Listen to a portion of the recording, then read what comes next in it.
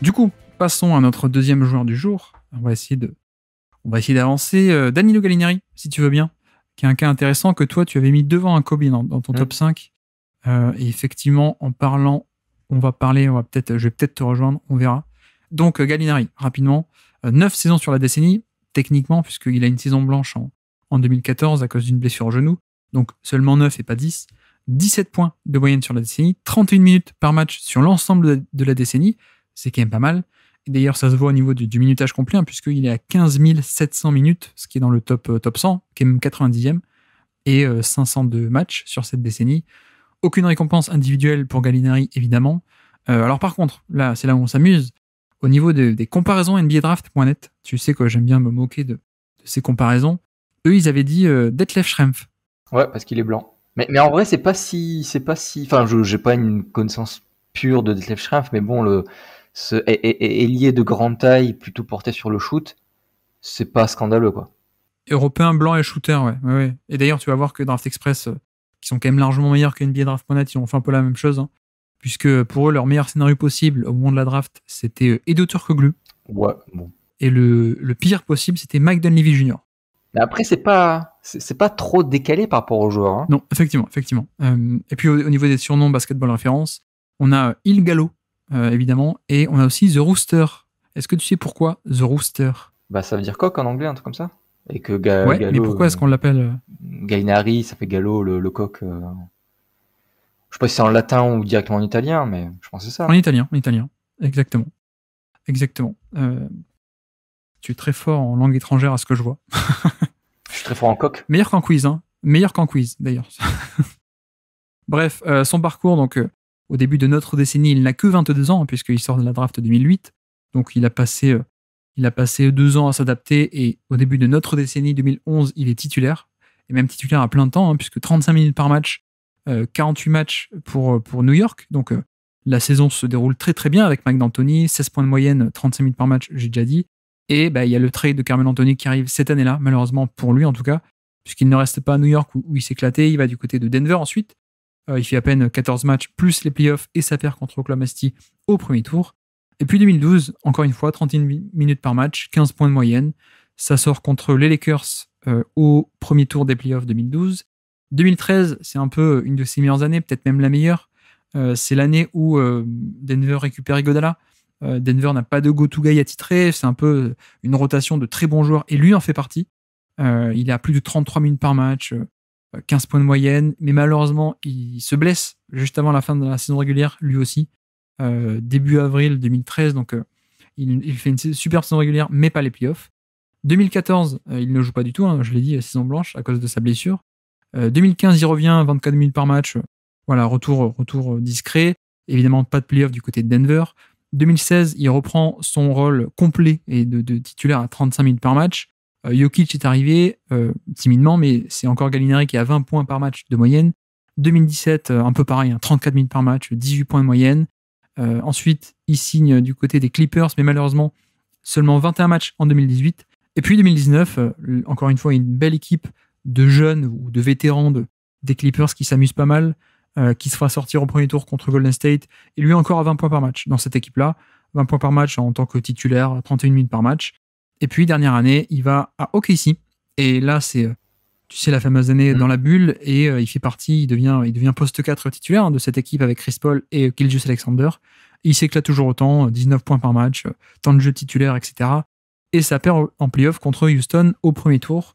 Donc voilà un peu pour son parcours, une décennie assez remplie finalement. Donc je comprends aussi pourquoi tu sur le critère de la longévité, tu pensais le mettre devant Kobe Bryant. Et c'est vrai que moi, j'ai l'impression qu'on ne pense pas forcément beaucoup à Gallinari. Il est assez peu marquant finalement en tant que symbole, ou en tant que joueur, personnage en tout cas de cette décennie. Mais c'est vrai qu'en termes de valeur sportive, on a à la fois de la longévité et de la valeur positive quasiment sur les 10 ans. Bah c'est ça, sur toutes les équipes dont il a été au pire 3e option, quoi, avec un bon volume, une efficacité qui est bien. Je crois qu'elle est pas exceptionnelle, mais elle est très très acceptable, quoi. Elle est plus que acceptable, elle est très très bien. Et la seule nuance, c'est que c'est pas un volume c'est pas un usage et un volume de stars, mais non, c'est très très bien. C'est entre plus 5% et plus 13% par rapport à la moyenne. C'est quand même très cool. Ah bon, moi j'ai des exigences un peu plus élevées, tu m'excuseras. Mais il y a un truc qui est assez marrant avec Gallinari, c'est que tu vois, t'as évoqué un peu son parcours, et en fait, tu vois qu'il a fait partie des équipes un peu surprises, qui avait chaque fois n'avaient pas trop de stars ou qui étaient pas attendus très loin, Ouais. mais qui font mieux que prévu, quoi. T'avais ce Denver là sans stars, qui impressionne un peu tout le monde. Les Clippers aussi, quand il arrive, c'est un peu le moment post Chris Paul, post un peu tout le monde, je crois.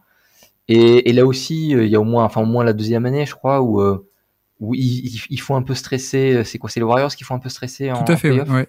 C'est une des deux seules équipes à avoir pris plus qu'un match aux Warriors de Kevin Durant. Voilà, alors que c'était une équipe, Gallinari était peut-être le joueur le plus gros pédigré de l'équipe, je crois. Oui, oui, oui. Et même Skip de Oklahoma City. Alors, c'était surtout Chris Paul, mais là aussi, quand Skip commence la saison, de souvenir, on s'attend pas à ce qu'ils font les playoffs, et finalement ils font plutôt une saison sympa et ça marche bien. Alors, donc voilà, Gallinari était un peu je trouve que c'est un peu ça signifie un peu quelque chose, le fait que dans l'équipe dans laquelle il est déjà, l'équipe elle performe plutôt bien par rapport à ce qu'ils sont attendus, et que des équipes où il n'y a pas forcément de joueurs leaders, un peu des joueurs qui peuvent un peu tout seuls faire d'une équipe même mal fichue. T'as pas trop ça, quoi. C'est plutôt des équipes où fallait que des joueurs step up, et Gallinari faisait partie de ces joueurs-là. Et pour moi, il a vraiment ce côté un peu ce lieutenant fiable, quoi. Que quoi qu'il arrive, t'auras ses points, t'auras son profil qui est intéressant, parce en plus, je pense qu'il a un peu payé le fait d'avoir joué un peu trop longtemps poste 3, à mon sens, parce que c'est poste 4 qui est le plus intéressant. Oui, ça a commencé dès la fin de Denver, et aux Clippers, il alterne un peu les deux, ouais. Où là, ça devient plus idéal, parce que bon, parce que c'est avant tout un shooter, hein, c'est ça sa force. C'est pas Stephen Curry, mais c'est un Klay Thompson, mais c'est un vrai bon shooter, qui est assez complet en fait comme attaquant, qui pouvait vraiment avoir ce côté un peu sanction, en ayant un peu, il pouvait dribbler un peu, alors sur du close out, quand un défenseur allait se jeter sur lui, aller le prendre en drive et aller marquer derrière, ça il pouvait faire.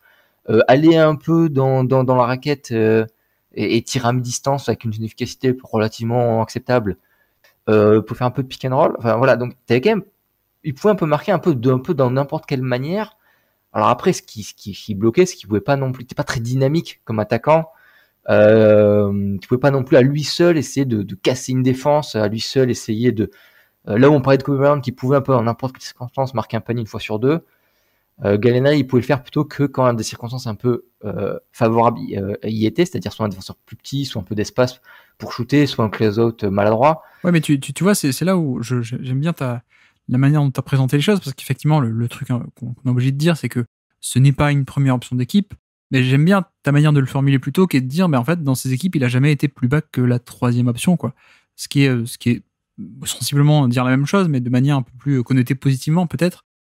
Et c'est vrai que, voilà, au-delà de ce reproche de tu ne peux pas être un go-to guy parce que le scoring n'est peut-être pas assez implacable et qu'il n'y a pas le passing, voilà, c'est excellent shooter, mais pas non plus un pull-up de folie, pas non plus une capacité à aller au panier, à créer des décalages ou à savoir en tirer profit. Bon passeur, mais pas quelqu'un qui a du passing en volume, etc. Et c'est vrai que du coup, quand tu peux le présenter comme ça en disant, bah oui, en fait, il a jamais été plus bas que la troisième option de son équipe alors pas tout le temps, malheureusement, il y a un peu un creux en milieu de décennie parce que Denver, milieu de décennie, n'est pas bon. Mais à part ce creux-là, finalement, il fait toute une décennie en étant valuable dans des équipes valuable et lui-même étant un acteur important de ces équipes-là, quoi. C'est ça qui est assez appréciable, quoi. Et puis vraiment ce côté sanction, moi il me plaît beaucoup. Je veux dire, en plus il a le spacing, tout ça. Donc en attaque, t'as jamais de défaut, quelle que soit la manière dont tu l'utilises. Et il a cette intelligence de savoir choisir les moments où il est utile. Et du coup, quand t'as un espace, quand t'as un match-up favorable, bon t'avais ce joueur-là pour le prendre. Et ce joueur est parfait pour jouer avec des stars aussi, même s'il n'a pas trop eu l'occasion de le faire malheureusement, mais parce qu'il pouvait vraiment ce joueur sans le ballon et de sanction en deuxième rideau. Et puis il y avait un truc que je voulais dire, mais je ne sais plus trop, c'est pas très grave, vas-y. Ce qui est bien, c'est qu'en fait, il apporte du spacing tout le temps, alors comme tu dis, plus quand il a été poste 4, parce que la valeur était décuplée, avoir un spacer sur du poste 4, mais il apporte du spacing dès le début de la décennie, dès le tout début. Et une stat que j'aime bien, c'est le 3-point rate plus. Donc, c'est un gros mot pour dire à quel point est-ce que ton répertoire penchait vers le 3 points par rapport à la moyenne NBA. Et lui était à 212 dès sa première année en NBA. Donc, il était 112% de plus que la moyenne NBA. Ça penchait 112% plus vers le 3 points que ce qui ne se faisait à l'époque. Et en fait, voilà, c'est quelqu'un qui, tu regardes les chiffres bruts, tu dis, bon, bah oui, il prenait 3 points par match en début de décennie. Bon, bah ok, c'est bien, mais aujourd'hui, ça nous choque pas, quoi. Mais en fait, à l'époque, quand on se remet un peu dans le contexte de l'époque, c'était presque déjà un peu, alors, pas non plus révolutionnaire ou avant-gardiste, mais c'était beaucoup, quoi, déjà à l'époque. On s'en rend pas compte aujourd'hui, sachant aussi que sur l'ensemble de la décennie, il a 38% de réussite sur les 10 ans. C'est bien, 38 ans, c'est pas, on n'est pas sur du 44% de Stephen Curry, mais c'est bien, 38%, c'est largement au-dessus de la moyenne, vers la positive. Et comme tu dis aussi, au-delà de ce côté spacing que moi j'aimais beaucoup, c'était plus quand même qu'un simple spacer. C'était plus que Chris Copeland, hein, on va pas se mentir. Ou que Steve Novak. Ou que Steve Novak, voilà, j'allais le dire. Mais effectivement, et d'ailleurs, parmi les bonnes équipes dans lesquelles il fait partie, j'en rajoute aussi le New York du tout début. Hein. Il fait que quelques mois là-dedans, mais c'est l'époque où ça marche le mieux, avec Stoudemire, Raymond Felton, etc. Mais bref, il y avait un tout petit peu de passing, il y a beaucoup de jeux sans ballon, qui d'ailleurs a été bien exploité dès que Jokic est arrivé, hein, dans cette fameuse équipe avec Jokic, Gallinari et Iverson. Il y avait non mais il est toujours là. Moi, de toute façon, dans ma tête, ça y est, Iverson, il a fait partie de toute l'équipe de Denver depuis leur création aux années 70 à aujourd'hui. On réécrit l'histoire. Voilà, en plus, comme je dis, au niveau de l'usage, on est sur entre 20 et 25%, donc c'est pas énormissime, mais sur cet usage de deuxième option, troisième option, excellente efficacité.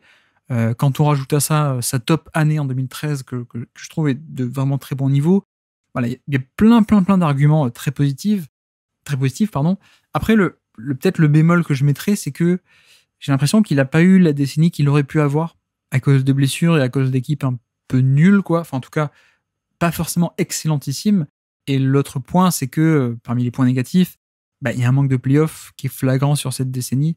Il fait 25 matchs de playoff à peine sur l'ensemble de la décennie, 25 à peine, 700 minutes et quelques. On est sur le 167e total de la décennie, c'est quand même très très peu.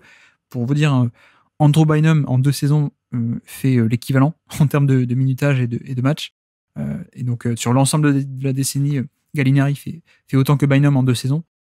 Et il n'a jamais non plus passé un tour de playoff. Alors, c'est pas non plus un argument définitif, mais c'est juste, voilà, c'est aussi un indicateur comme ça de dire, voilà, il n'a pas fait de partie d'équipe d'élite.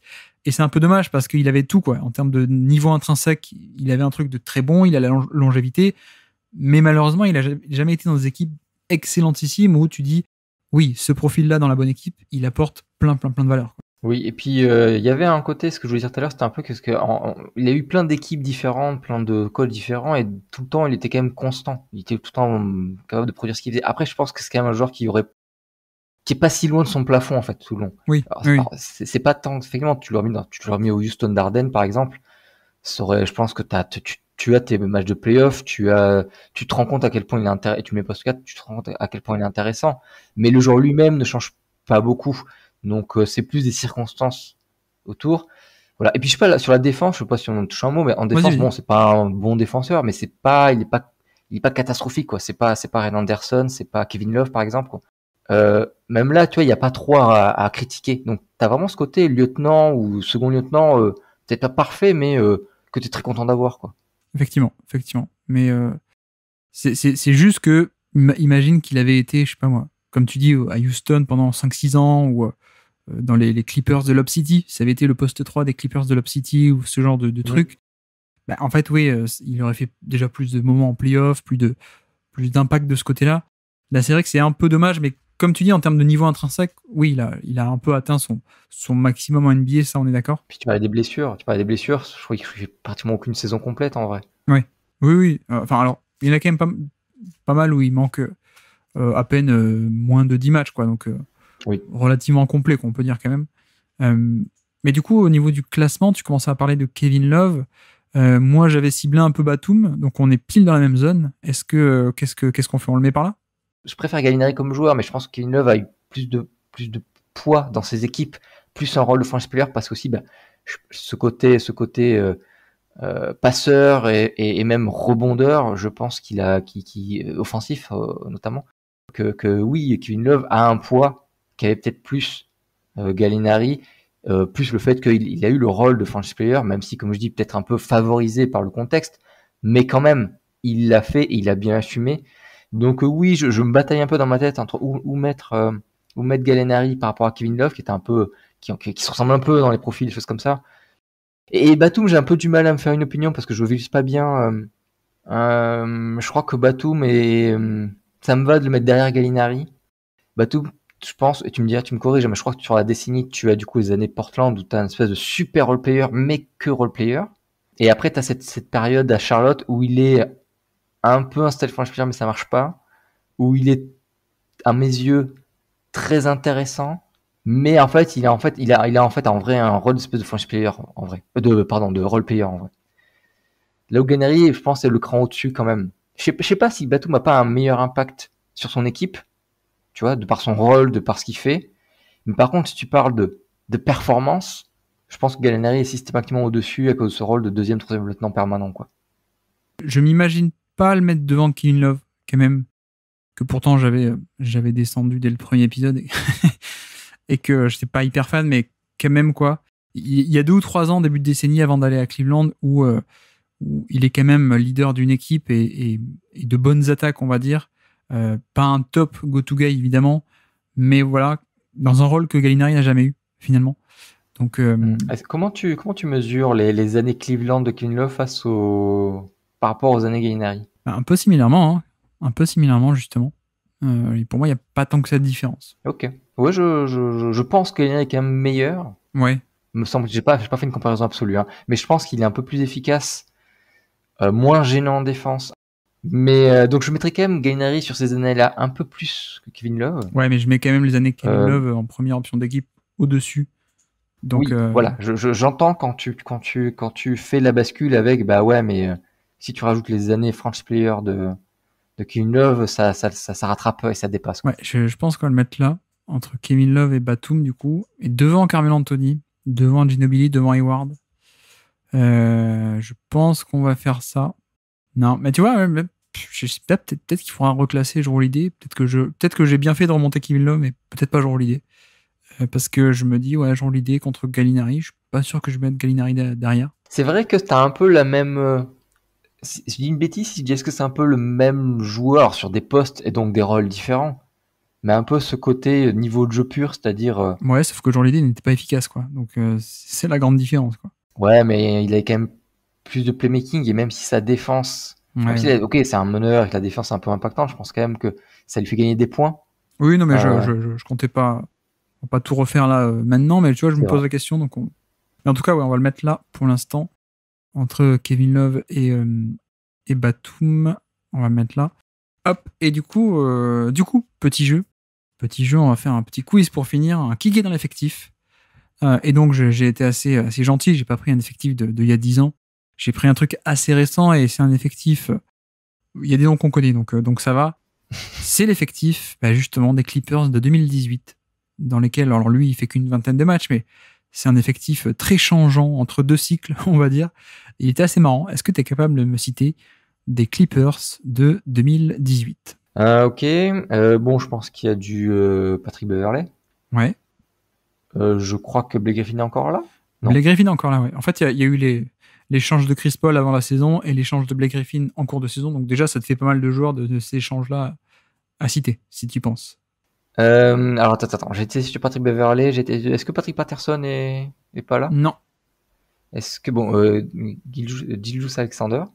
Non, drafté en fin d'année 2018. Donc d'Andre Jordan, il est là peut-être? Jordan est là, effectivement. Alors, dans le trade de Chris Paul quelques mois auparavant, avant la saison, donc il y a Patrick Beverley, il y a un autre arrière shooter qui est venu depuis Houston, qui est devenu une légende des Clippers que les fans refusaient absolument d'échanger. Non. Lou Williams. Non. T'as dit qui? Lou Williams. Williams. Lequel Williams? Lou Williams. Lequel Williams, s'il te plaît? Lou Williams. Ah, Lou Williams, pardon. J'ai complètement zappé qu'il avait fait un passage au Rockets, tu vois. Mais c'est vrai que j'aurais pu le retrouver après coup, quoi. C'est vrai qu'il faisait partie du Skip Black Clippers qui a un peu suivi. J'ai bien notre indice. L'échange de Blake Griffin. Donc Blake Griffin est là, mais qui est échangé en retour de Blake Griffin? Non, je sais plus trop. Il y avait pas. Alors, il y avait un poste 3-4 qui était à Détroit et qui ensuite est parti à Philadelphie, qui est encore à Philadelphie. Ah, Tobias Harris. Tobias Harris. On avait aussi un arrière qui avait fait un début de saison, bon début de saison défensif à Détroit qui était venu,